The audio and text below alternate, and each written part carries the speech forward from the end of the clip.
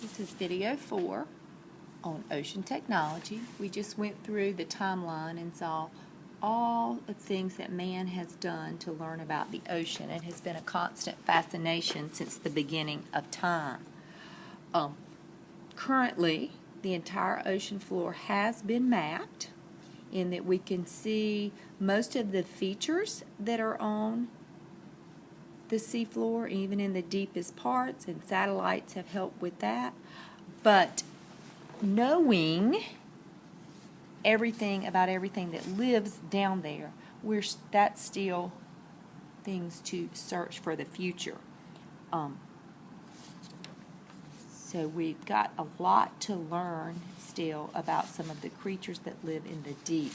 And we are going to talk about, hopefully we'll have time today to see a video clip about a census that was done looking for new species to be discovered in the ocean. But let's get our technology timeline filled in. We know that the Phoenicians were exploring the ocean on the surface as early as 600 BC. We know the Chinese discovered the compass in about 1000, so that began navigation. You could go a little bit farther from the shoreline. In 1825, scuba was invented, and that allowed man to go underwater and explore. Gave him a breathing apparatus underwater.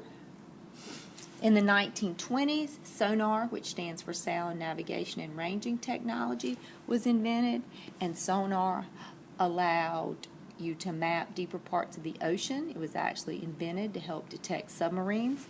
Submarines had become a popular war tool during the First World War, and this helped protect. You could pick up on radar what was going on using this, and so you're sending sound waves, and when sound waves travel through water at one speed, and when they hit a solid object, they change speeds. So this has been very helpful in mapping. We use a variation of sonar in mapping with satellites today.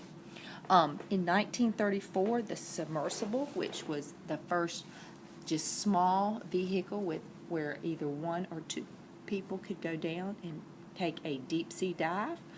Now we have remotely operated submersibles where they're operated, launched from a ship on the surface and sent down, and they have tools to collect data about the water and life, and they bring back samples and photographs and video. And we have submersibles that obviously can take humans as well. Remote sensing is using a satellite or aircraft to gather data from afar. And then if you can send the submersible down to the site, or you can send a ship to the site, then that's called ground truthing, when you go verify what is happening, what the satellite data gave you. And with oceans, surface temperatures are constantly being mapped by satellite technology. They're reading the infrared radiation, the heat radiation from the water, and giving us constant data on surface temperatures. And I have a poster I'll show you in just a minute about surface temperatures and remote sensing. When we think about seafloor topography, topography means lay of the land. Does it have mountains? Does it have valleys? Does it have plains? As you step out on the beach, you are on the continental shelf, that is continental crust, and it begins to slope gently downhill as the ocean water laps to it.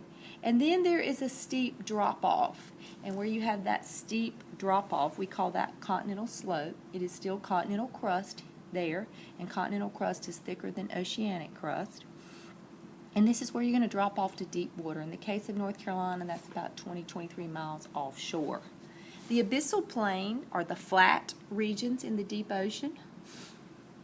And then the mid-ocean ridge is a continuous range of volcanic mountains that wind around the entire Earth. So if you go like halfway across the Atlantic, halfway across the Pacific, and dived deep underwater, you would see this underwater mountain range.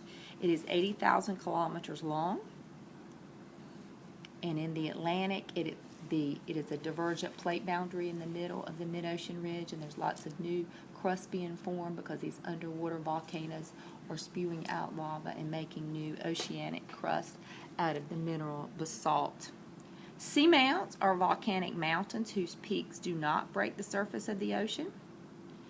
Trenches are these deep canyons on the ocean floor. The Marianas Trench in the Pacific Ocean is 11 kilometers deep and the deepest point in the ocean, and that's near the Philippines. And I've got one of our video clips will take us to the Marianas Trench. And that's where we're going to stop, and then we've got several more videos to watch.